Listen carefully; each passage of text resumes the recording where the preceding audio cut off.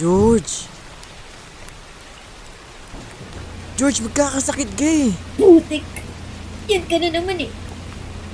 Malibasa kasi, alam na alam mo kung paano kunin eh. Sa ngiti, sa kanta, sa ahap, sa sorry. Wala. Umiikot ulit yung mundo ko. Ang ina, pre mo, matalino kong tao eh. Pero pagdating sa'yo, ewan ko, natatanga ako. Ano na naman yung kapalit pag binalikan na naman kita? Itigil na naman yung mundo ko para sa'yo. Ilang taon na naman na buhay ko sasayangin ko. Ina, alam mo ba si Miko? Ayun, magiging doktor na. Si Jessica, happily married. Ako, eto, sinusubukan pa rin bumangon para bawiin lahat ang nawala sa akin nung iniwan mo ako. George, I'm sorry. What makes that story different from all your other stories before?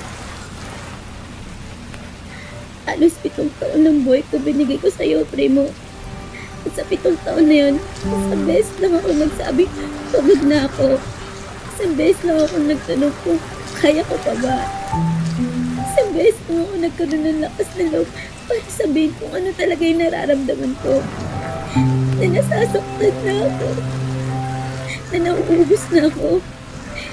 Isang beses na sa napakaraming beses na pwede kong sumuko pero hindi ko ginawa.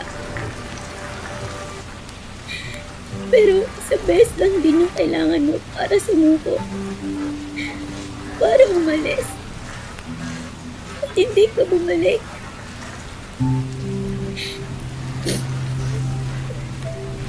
I needed you to fight for us that time. George! Because I was so tired fighting alone. Yung kahit sabihin ko umalis ka, hindi ka aalis. Kasi kilala mo ko eh.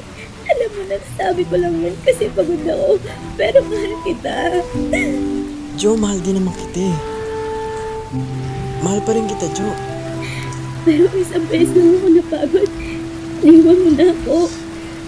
Ano ba yung pagmamahal mo, Primo? How you could give up so easily? How did you not find a reason to stay?